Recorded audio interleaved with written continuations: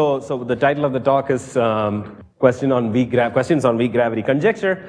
So as Subra suggested, like at any point, please feel free to interrupt with questions, and even more so comments. If you have any comments, I'll be very happy to hear them. So let me start off by saying what weak gravity conjecture is. In the weak gravity conjecture, there's a bunch of different ways of talking about it. So the route that I'll adopt is through through describing them in terms of extremal black holes. So the statement basically is that we accept this as a hypothesis, or for maybe there are ways in which you can justify it, that extremal black holes, if they are not protected by any kind of symmetry, they should ultimately be unstable. So, and the reason for thinking that is ultimately because in a quantum theory, if there are no symmetries protecting a state, we accept that it somehow will have a decay channel. That's the strongest argument that I know. There are other ways of motivating it. But so the way to look at it is that, so if you have an extremal black hole, if it is not protected by supersymmetry, what happens is that you can have a decay like this. This is the claim. So if we make this to be our claim, because if it's an extremal black hole, if it is, I'm not right now, I'm just talking about U1 charged black holes. So which means that this Q is some U1 charge. It can be a set of U1 charges if you want. So you have the mass and you have some charge vector, and let's make it a single U1 for now. So then this is a decay channel that is allowed. And the claim, so because it's a decay, this condition has to hold. And because M is Q, because the black hole is extremal, you can play around with the algebra of these guys. You can see that one of these guys, that's Q minus Q by M prime, or Q by M, one of them has to be greater than 1, greater than or equal to 1. So, and that statement is basically the statement that, so there exists some particle in the theory, some particle or state in the theory, which has this charge to mass ratio, which is greater than or equal to 1. So, and we will take the Q by M, this guy, to be greater than or equal to 1. And this statement is basically what is known as the weak gravity conjecture.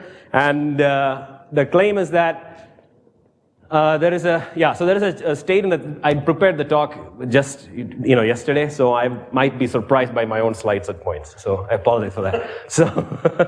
So the claim is that, the charge is greater than the mass in Planck units. It basically means that you can think of that as a statement that gravity is the weaker of the two forces, and that's why the name weak gravity conjecture. So what qualifies? So these statements, so I'm just putting some. This is a fairly. It's more of a philosophical claim rather than a very precise claim, as far as I can understand. And it's not super clear to me, at least, what qualifies as a particle or a state in this kind of a description. So for black holes definitely do qualify as states in this way of characterizing things. And it doesn't have to be a perturbative state, is what I'm trying to say. So, but on the other hand, it is, even though it might not be super well defined, it has triggered a lot of work in various different directions, including phenomenology and all kinds of things. So inflation, for example. And so we'll take it seriously and we'll try to see what we can say about it. Can a charged particle be massless? In principle, yeah. In principle, yeah. So in fact, yeah, so the things that I'll say will have something to say about massless states in a very similar context, actually, yeah. So, so I'll also say one more caveat, which is that originally, the first version of this weak gravity conjecture, which was put forth by Arkani, Hammett, Mortel, Nicholas, and Waffa, this was, the hope was that you could distinguish landscape, the string landscape, which is a way of thinking about the span of all UV consistent gravity theories, from a theory that you could write down at low energies, an effective field theory that you could write down at low energies, which cannot, in principle cannot be completed to a UV complete theory. So this was called swampland, and the theories which are complete are called landscape. And so the idea was that one could try to differentiate between these two things using potentially this weak gravity conjecture as a criterion. So, but I'm not going to do that. I am just going to take weak gravity conjecture as a statement about what UV complete theory is, the spectrum of UV complete theories. This is what I'll be trying to do. I'll to the extent that I'm doing anything here. So, the comment that the reason why I'm not going to do that is because there exists a paper which seems reasonable. I haven't read it fully, thoroughly, but on the other hand, the claims and the paper overall looks reasonable, which makes the claim that, if you have a UV complete theory which respects WGC, weak gravity conjecture, then you can have two different realizations of its effective field theory, one of which is a Higgs version of the other, and the spectrum of the two theories look different in these two different vacua, which basically means that if you just knew the low energy spectrum, you might not be able to tell whether the theory descends from a UV complete WGC respecting weak gravity respecting UV complete theory. So I will not take that as any kind of this thing. I will not read it, so I just want to make that as a comment. And a lot of the work on the other hand, but I think this does not necessarily mean that it is possibly, it's not necessarily useless to consider as an EFT statement. I'm not saying that because there is a lot of work and some of which is interesting, but at least for my purposes, it won't be what I'll be after.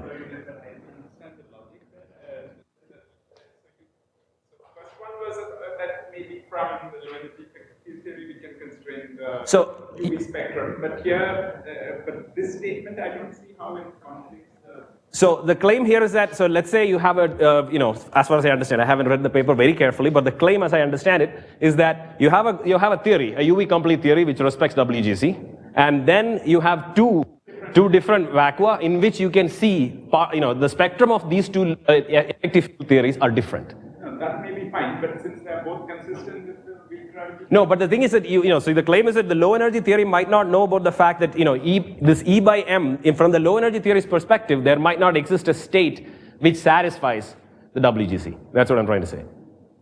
So if you have two separate EFTs, both of which descend from the same theory in the UV, but one of them, the spectrum in one of them looks like it respects WGC, and the other one it doesn't. That's the claim. UV spectrum respects it, how can Yeah, so I mean, of course, there is a question of how do you know the spectrum of the theory independently, etc., exist. But I think the claim of that paper, this is why I'm passing it on without too much judgment.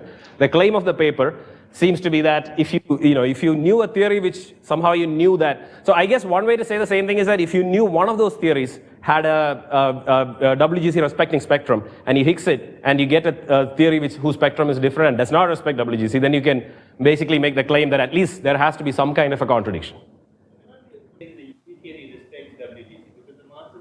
Yeah. So. What's the assumption? Yeah. The paper started with the assumption that there is a UV complete theory with spectrum. Just imagine some microscopic theory with spectrum respects the WGC. And then the question is. Yeah. So I think. But I don't think he needs to know the full spectrum of the UV theory. He can just look at the low energy two theories and their spectrum looks different. Yeah.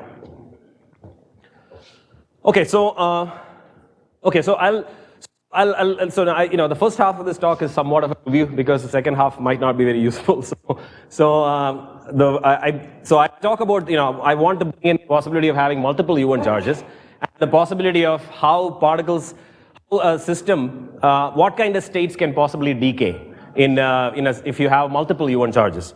So here, for instance, I'm looking at A as an index which lists the number of U1 charges, and the number of the particles in the theory, this number of species of different particles in the theory, which is denoted by this psi. So, and I'm defining charge to mass ratio for each of them for different values of A. A is, as I said, different U1 charges. And the condition that a decay channel exists is basically these two equations. Okay? So if the total charge of the original object should be the sum of all these guys, and then the total mass should be greater than this. So if these two conditions exist, so you can translate that into this this statement. This statement, which is basically so you're defining these two charge to mass ratio type of guys, the Z and the psi, and you can reformulate your statement for the decay in terms of these two equations. Okay, so if you do that, so you have, this is your essentially your charge conservation equation, and this is your mass is sufficient condition.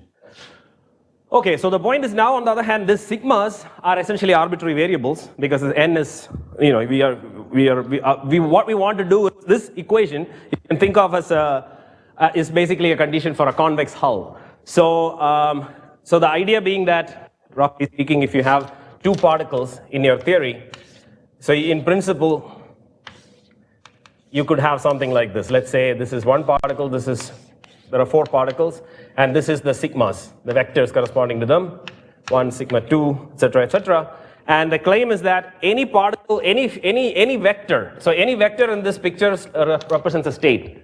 And if a vector lies inside this convex hull of these particles in the theory, then you can conclude that it is unstable. So this is basically the convex hull condition, and that's kind of a useful thing if you have multiple charged particles in your theory. Okay, so and another interesting point about this is that the extremality condition in terms of these charge to mass ratio guys is basically this equation. The claim that the sum of all the different charges of the black hole square up to 1. So which means that if a black hole has to decay, the unit circle in this has to be inside the convex hull.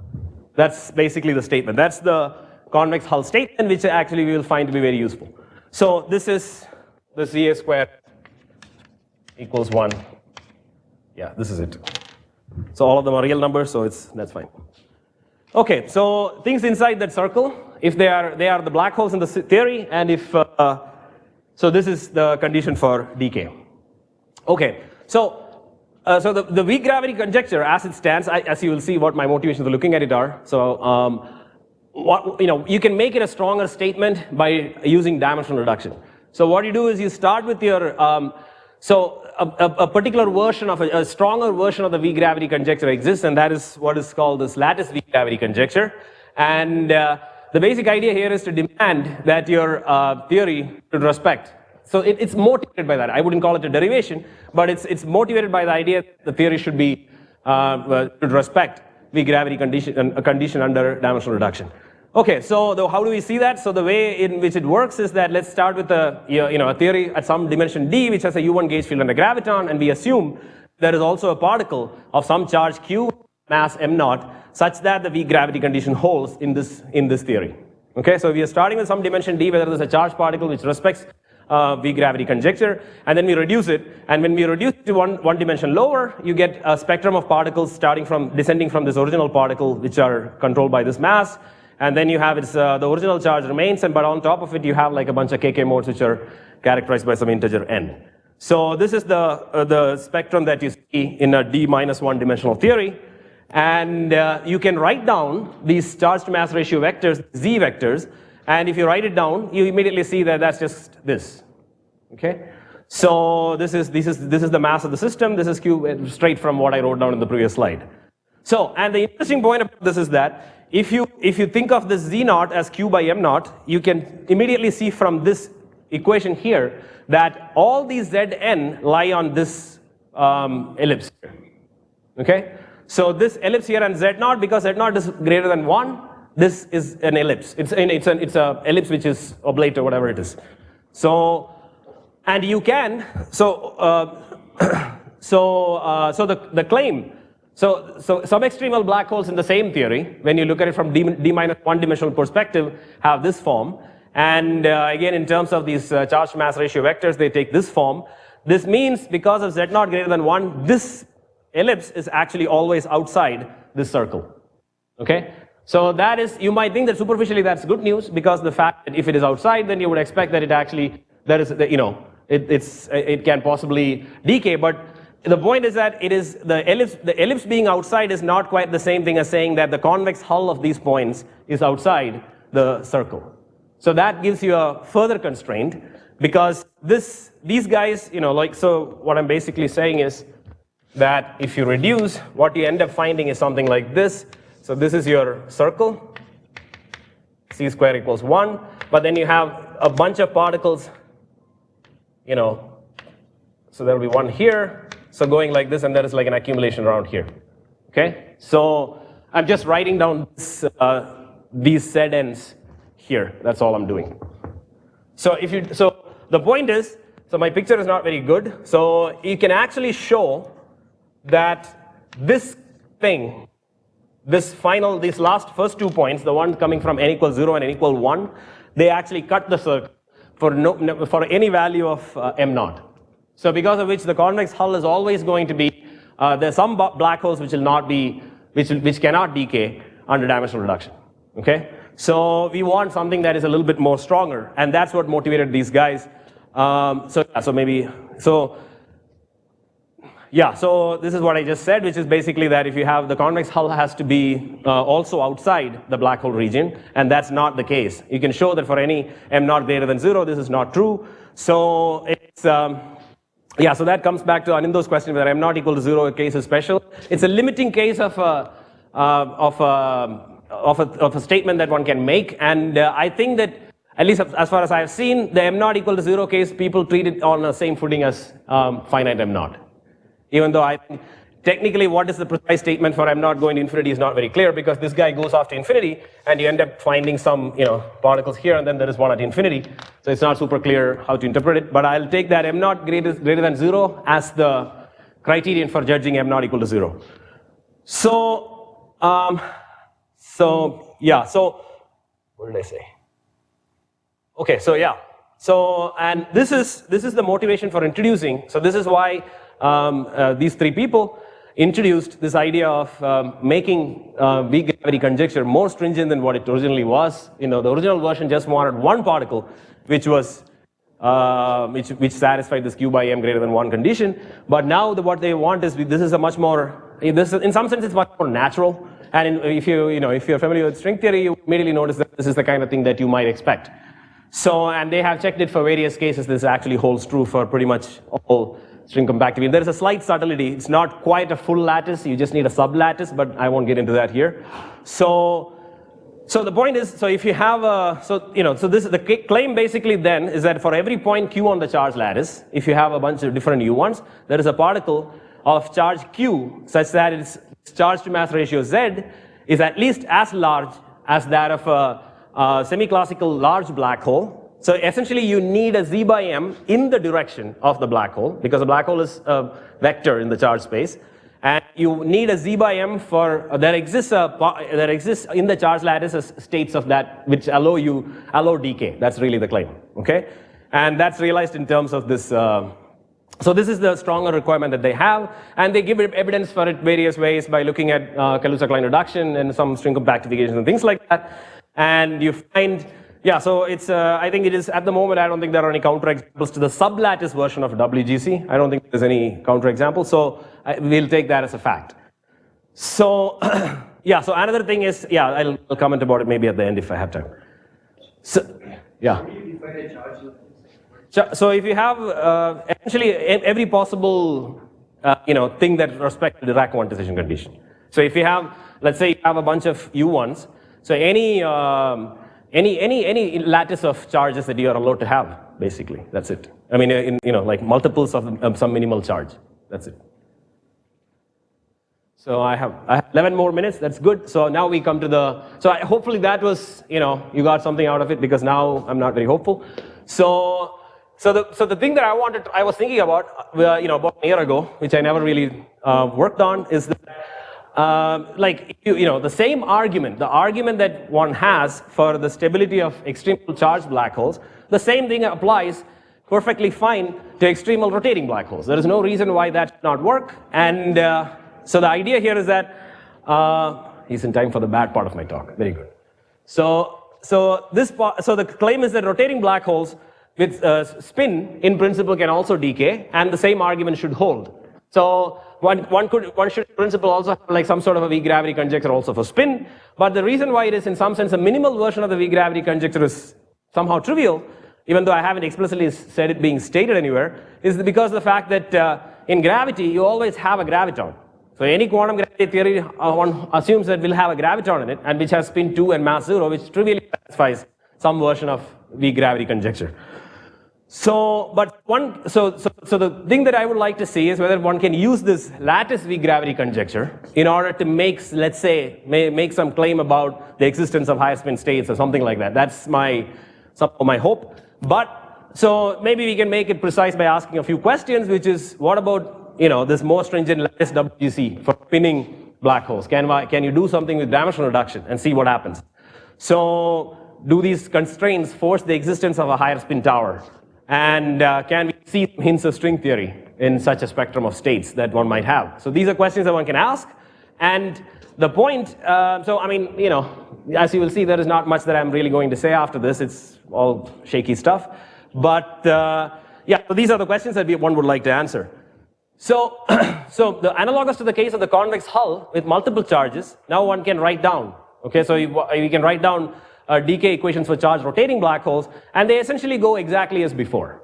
So it's like basically instead of charge conservation, and there is angular momentum conservation as well. So you get a same sort of thing here, except that now I am differentiating, instead of calling A, which was an index that just listed all the U1 charges, right now I'm just talking about one U1 charge and one angular momentum, and then you have this particular structure right here. So, okay, so again we can rewrite the same thing in this form, and you find that in the Zj set Q space, you have this condition. This is again the convex hull condition in some sense. So you basically, sorry? So yeah, so I haven't gotten to that yet. So extremality conditions, so for instance, yeah, I'll get to that in the next slide. So the extremality, so here right now I'm just saying what particles can decay, what states can decay. I'm not saying what the black holes are yet. And in fact, that's the question, because that's the kind of thing that we will get into trouble, basically. So, so yeah, so here, you know, like I can list my psi i's, the psi vector should add up. So the z vector should be the sum of sigma I times the psi vector, and then there is this condition together, which both of this together give you the convex hull condition, and that's basically what I'm writing here, okay? So, yeah. Okay, so this answers the question. So this is only for multiple charges. There is one big difference, which is a rotating black hole satisfy a different extremality condition, which is this. Okay, so and you can see that Q and J have different dimension. That's, I mean, okay, like you can always, I have set G's etc. to 1 and 1. So, but yeah, so that's one way to look at it. And so this means that the convex hull condition is different now. So now it is not going to be just this circle here. And if you write it in terms of these guys, you have an extra parameter m, which is sitting there, which depends on that specific state. Unlike in the case of what we had before. So this is our this is the object. This curve, this region has to be inside this the convex hull created by these particles. That's what we want. So, but of course, m depends on the mass of these guys. And if you take m to be infinity, it basically just becomes, it's like a stretched ellipse, you know, so the ellipse gets stretched, getting stretched, and it becomes a strip altogether. So for m is large enough. So one can try anyway to see what you can say about this lattice WGC type of thing for spins. And for every point, so here is, I'm just paraphrasing what I wrote before, which is for the U1 case, which is that for every point Q on the charge lattice, there is a particle of charge Q, so that its charge to mass ratio is at least as large as a semi-classical extremal, but now rotating black hole with charge QBH, which is proportional to Q. Okay, so this is the claim. The only thing that has happened here at this stage is that Q has become a list which contains J as well. Okay, so, so the problem, as far as I can see, is that now it is hard to define what exactly, I mean, maybe yeah, so the problem is basically that how do you define large? How do you define something is bigger than the other? You need a norm in this vector space. Sorry?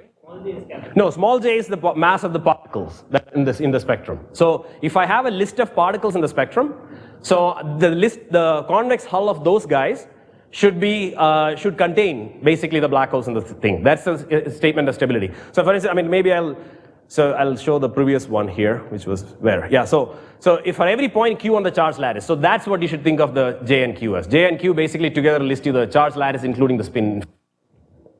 So I mean, that's yeah. There are various questions there because, you know, how do you define a charge lattice, you know, without a problem for J? So, but I'm just taking J to be every possible multiple of you know, some unit. That's kind of what I'm doing there.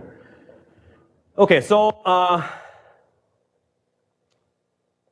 yeah, so in the case of U1 charges, there was a natural quadratic norm, and that came from basically the kinetic term of the gauge field, and you could define the case of charges which matched with the quadratic form that appears in the corresponding black hole extremality formula. So here on the other hand, there is no such immediate norm that I can think of. The rotating black hole depends not just on the charge to mass ratio, but also on the actual mass of the black hole. as we noted already. And but let me just press through anyway how far I can go with just demanding this. However, let's write down. So the analogous statement to what we have written. Let's say that we could somehow come up with some notion of a distance in this JQ plane, and then if this is the condition that you would need in order for the black hole to decay. Okay, so this is what you would need for the black hole to decay. And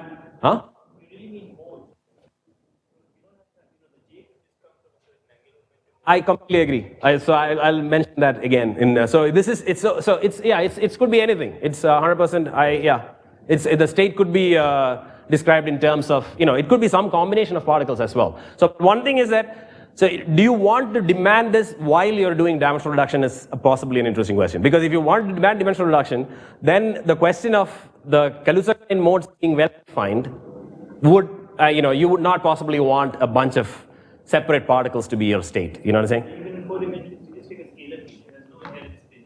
Right? No, I agree. I mean, so but that it doesn't have to be. So the state that you have does not necessarily have to be a perturbative state or anything like that, right? I mean, it can be some. So the one thing I would say is that I probably want it to be the kind of thing that if I demand, it respects dimensional reduction. It's a stronger. It's somehow the claim that my particles do not actually descend. So if I want to have a well-defined notion of my Kaluza-Klein mode, right? If multiple particles in the higher dimension, it won't be a very well-defined notion of momentum in the lower dimensional thing. So that I don't want, but so maybe that's an extra condition. I mean, I'm not necessarily selling this too hard. I'm just trying to see how far it will go, and then maybe backtrack. So anyway, so if you believe this. So then you get, so this is your condition, and so the point is that this inequality is strongest when this MBH goes to infinity. So then you have this equation. So then you have, I have 2 minutes, so let me go a little bit faster. Good.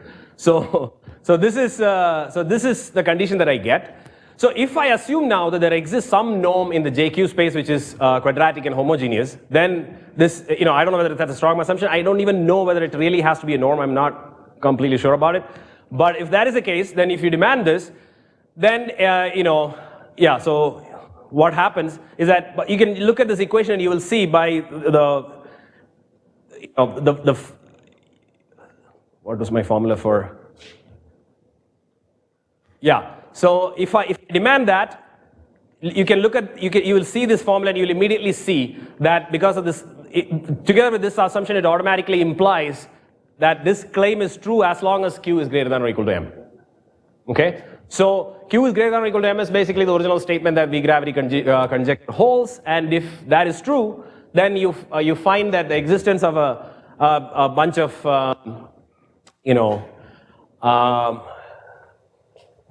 higher spin states, if you will, modulo various caveats of that exist states of this kind.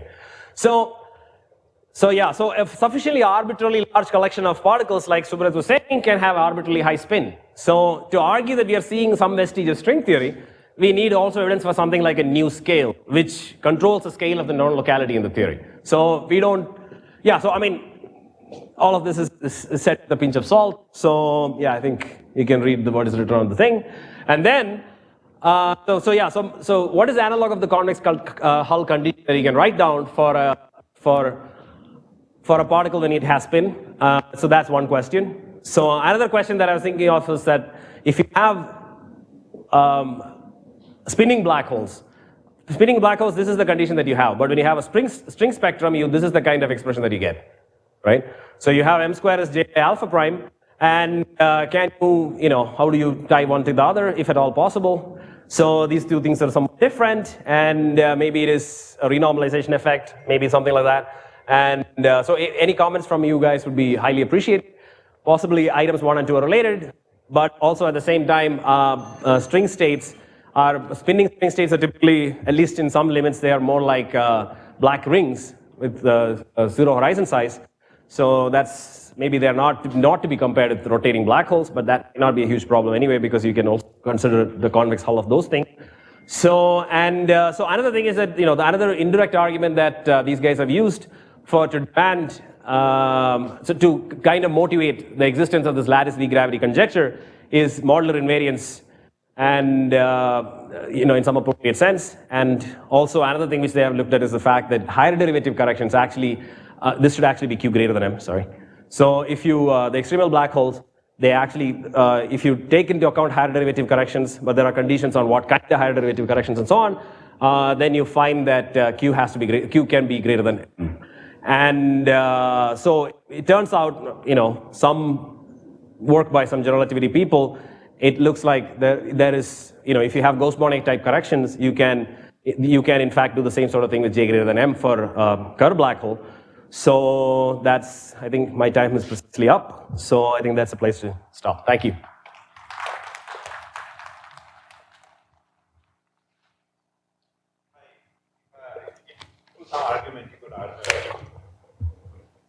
Through some argument you could say that there is a single higher derivative correction needed. So that will introduce some scale in the theory, like alpha prime. Right. But that wouldn't be evidence for string theory, right? So what is this? Repeat your question? I didn't quite understand. So if you had a single higher derivative correction, yeah. So you said that in order to get evidence for string theory, you would require some notion of another new scale. Right. Like alpha prime. Right. If I could argue that I require for whatever consistency a single high derivative correction in my theory. Yeah. Like Gauss-Bonnet, which is, on its own, I think it's a consistent theory. It's a two derivative equation of motion. That gives you another scale in your theory. It's the but I mean, I'm also demanding dimensional reduction, right? I'm demanding more. If it is your two derivative theory, well, I mean, I think that's a more stringent condition. So I think that, for example, so again, I mean, I didn't quite catch the question still, unfortunately. No, I'm saying that just having a notion of an extra scale is not evidence enough for that you require string theory. That's not evident, but together with this, it will be. I mean, I'm saying that I'm trying to get some sense of whether higher spin states exist, right? Higher spin states which are controlled in some sense by one scale. So if you have one scale that you can give me and there is a way in which I can put it together with this, then I think it is not evidence for string theory, but at least it is some sort of, fairly strong. So I mean, that is my original motivation, even though it didn't get anywhere close to it. So my original motivation was that if you could kind of use this weak gravity conjecture as a statement. So some couple of other things that I haven't told you is that if you for instance, so the fact that alpha prime is distinct from M Planck is kind of as, like in some other ways of looking at it, you will see that GS has to be less than 1. So some of the perturbativity of the string coupling goes into some variations of the arguments that I've said here. So yeah, I mean, I don't know whether that answers your question, but it's roughly in those directions. Yeah. Just something else I didn't understand is that usually you do want to work in the limit. You do want to work in the limit where M goes to infinity, right? Because that's the limit where you switch off all corrections. So because you want to look at low energy effective theories, where the mass of the black hole is much larger than string and Planck scale. Right. And try and see whether by looking at those you can get constraints on the UV complete theory. So this M going to infinity will be M is equal to 1. I think is more like a Planck scale here possibly. No, but you want black holes which are much larger than Planck scale. So yeah, that's why M. So M is much greater than 1. So M is much greater than 1. Yeah. Therefore, the J square by M square term is very unimportant. Very what? Unimportant, I would That's true. I agree, and that's what we see here. But again, but if you demand dimensional reduction together with it, at the same time you still get a constraint on the existence of. I'm saying that. See, it's a weaker statement in the sense that if you states existing in with all quantum numbers of J and Q is consistent, is consistent or maybe even implied by this Q greater than or equal to M. That's the statement. So if you this statement together with an assumption of norm holds if this is true. So that's, it's how much of it is really weak gravity is hard to say because I'm not really saying that J is greater than M or anything like that here. Because what ends up happening is, so this statement translates to this statement. That's a weaker statement. I'm also not getting as much as what you think I'm getting. So, yeah.